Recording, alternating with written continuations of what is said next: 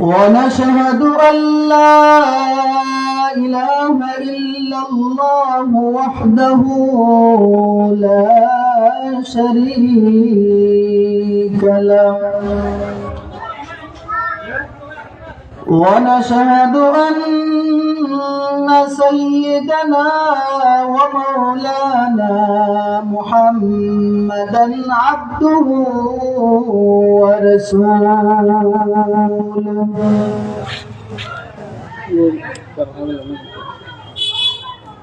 أرسله الله تعالى هدى للناس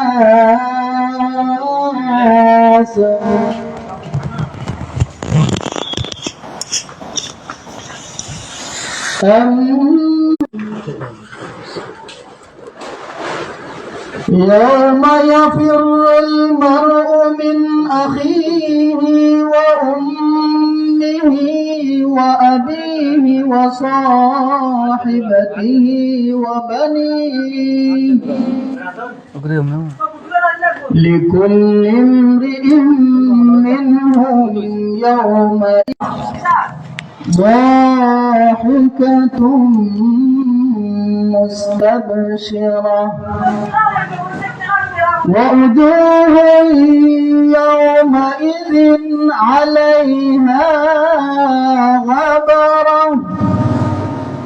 ترهقها قترة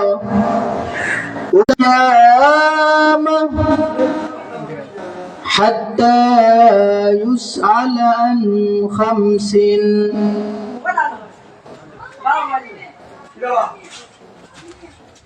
صدق الله مولانا العظيم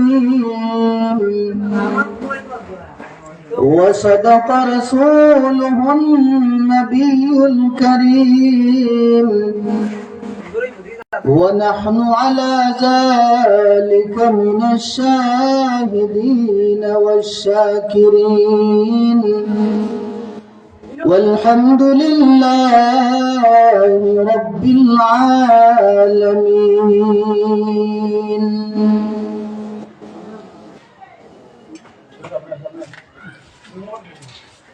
उल्फत में बराबर के वफा हो के जफा हो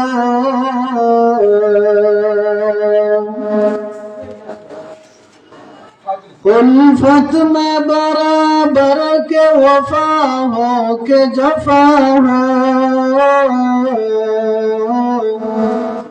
हर चीज में लज्जत है अगर दिल सईद आलम मैं दुरूह मजबूर हो सईद आलम दीदार दिखा दे नहीं आवाज सुना दो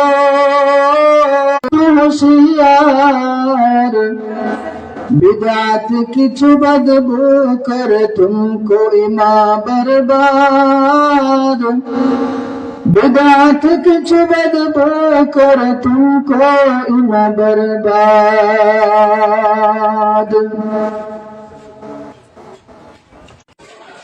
एवं नौजवान भाइरा एवं आमार मुरब्बी बाबारा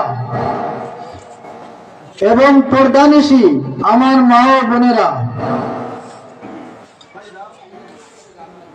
আজকে আল্লাহ পাক রব্বুল আলামিন আমাদেরকে এত সুন্দর একটি মাহফিল আয়োজন করার তৌফিক দান করেছেন এবং আমরা সকলে দ্বীন ইসলামের কথা শুনতে পারবো উলামায়ে কেরামের মুখ থেকে।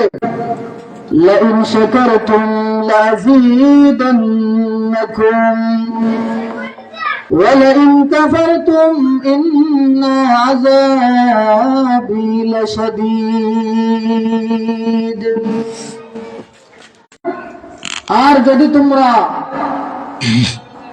আমি আল্লাহ রাব্বুল আলামিনের ওই সমস্ত নিয়ামতের শুকরিয়া আদা না করো, আমি আল্লাহ রাব্বুল আলামিন তোমাদের থেকে সকল নিয়ামত ছিনিয়ে নেব এবং তোমাদেরকে ভয়াবহ শাস্তি আমি আল্লাহ কিয়ামতের দিন তৈয়ার করে রেখেছি। সুতরাং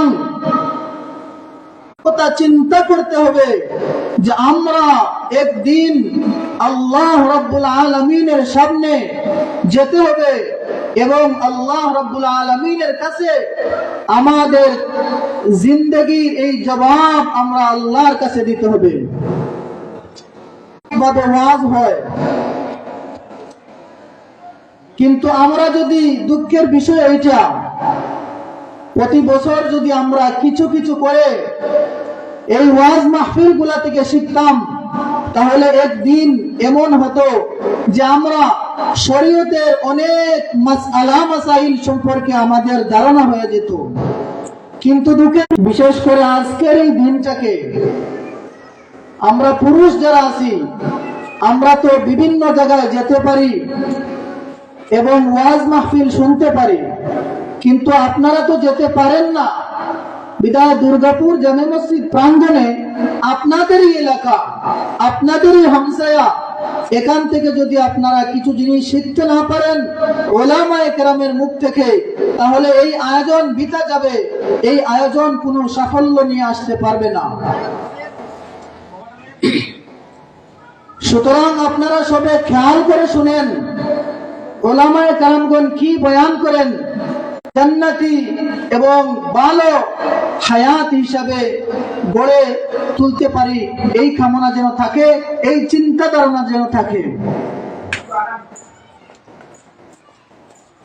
তো মুআজ্জাজ হাজিরিন, চিন্তা করেছো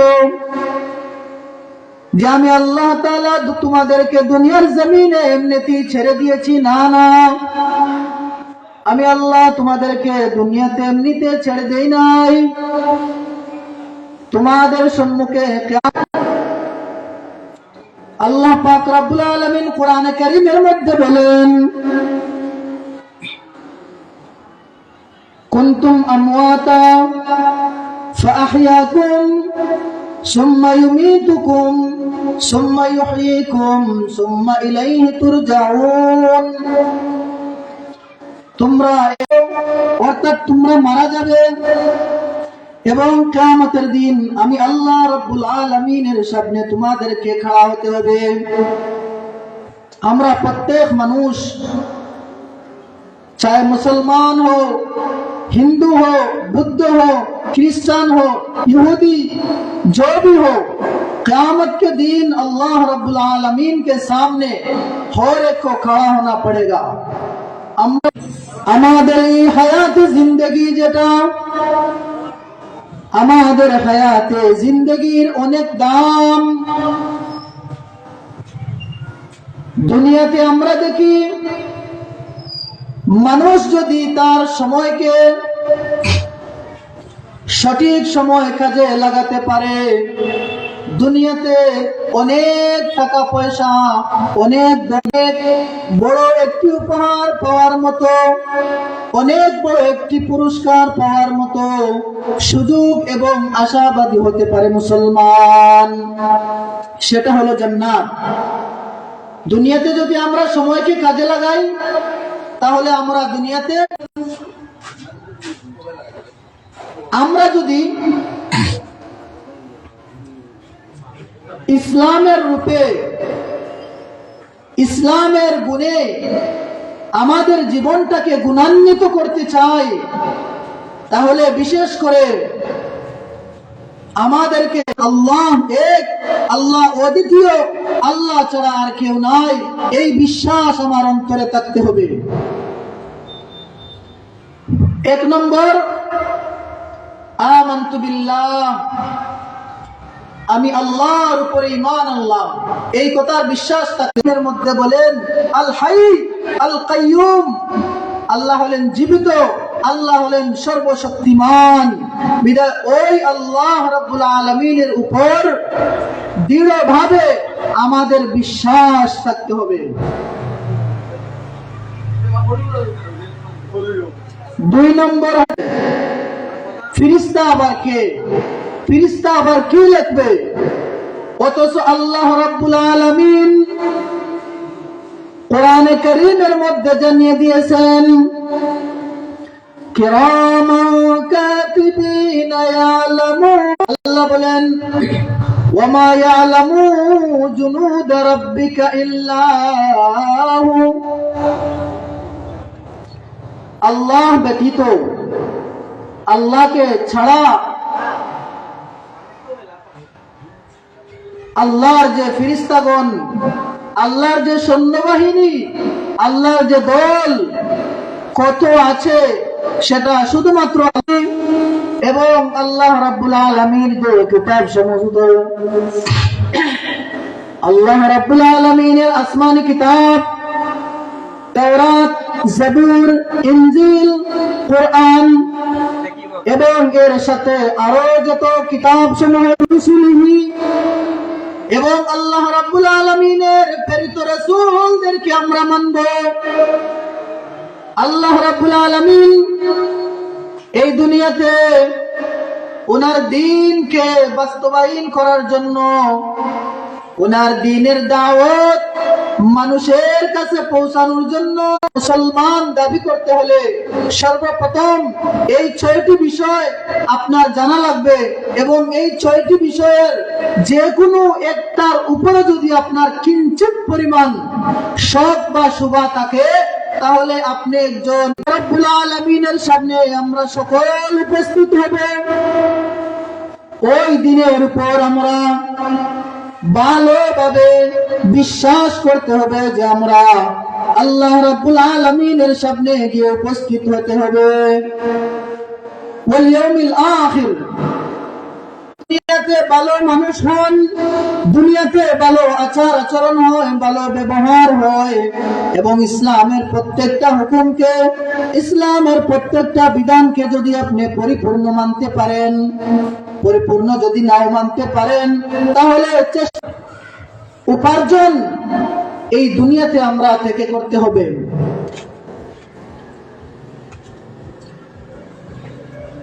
আর 6 নম্বর হচ্ছে ওয়াল কাদরি, তকদিরকে বিশ্বাস করা।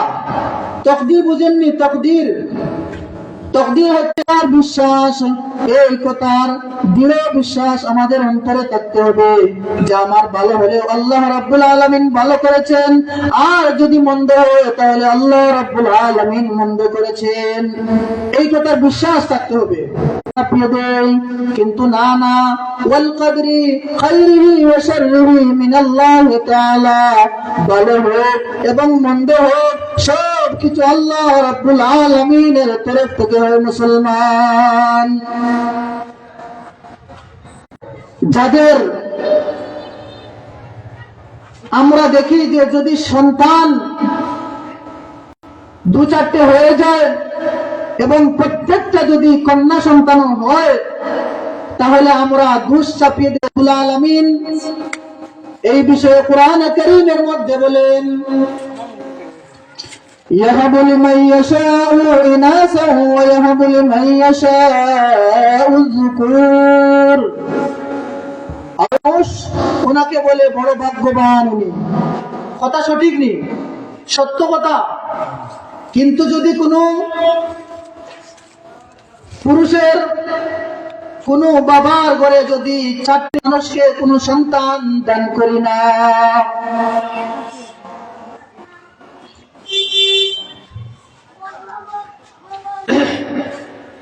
দেখেন একটা বিষয়, তো বর্তমান এটা যদি আমরা অ্যানালাইসিস করি, আমরা যদি সেটা বিজ্ঞান দিয়ে দেখি তাহলে আমরা এটা বুঝতে পারবো যে একজন মানুষ এটা দোষ দিলে তো সর্বপ্রথম ওই পুরুষের দোষ থাকা দরকার। মেয়ের কোনো অধিকার, মেয়ের কোনো দোষ বা মেয়ের কোনো এই জায়গাতে কোনো ক্ষমতা নেই। বিদায় আমাদের এই ইমাম ভাই হযরত মাওলানা হুসাইন আহমদ সাহেব উনিও আমাদের মঞ্চে তশরিফ নিয়ে এসেছেন। বিদায় আমি আমাদের এলাকার সকল ভালো সুযোগ এবং একটি ভালো জীবন হিসাবে আপনি যাতে জান্নাতি মানুষ হিসাবে দুনিয়া থেকে বিদায় হতে পারেন। ওই সমস্ত জিনিস এই ওয়াজের মাহফিলে উলামায়ে কেরামের মুখ থেকে যে চিন্তাময় হবে, ইয়াউমা ইয়াফিরুল মারউ মিন আখিহি, মানুষ তার ভাইয়ের কাছে দৌড়বে, ওয়া উম্মিহি ওয়া আবিহি, তার মা তার বাবার কাছে যাবে, কিন্তু মা বাবা ভাই বোন আওলাদ স্ত্রী সন্তান কেউ, আজ থেকে আমরা ভালো হয়ে যাব এবং উলামায়ে কেরামের মুখ থেকে শরীয়তের যে মাসআলা মাসাইল গুলা আমরা শুনবো, এই মাসআলা মাসাইল গুলার উপরে আমরা যেন ভালোভাবে আমল করতে পারি, এই প্রতিজ্ঞাও আমাদের আজকে এই রব্বুল আলামিন এই দুনিয়াতে আমাদেরকে এমনি ছেড়ে দেন না। এই দুনিয়াকে আল্লাহ রাব্বুল আলামিন আমাদেরকে পাঠিয়ে শর্ত লাগাইয়া দিছেন। এই দুনিয়াতে দেওয়ার পরে আল্লাহ সওয়াব আছে, সেটাকে ইবাদত বলা হয়। যে কাজের পিছনে সওয়াব নাই সেটা ইবাদত নয়।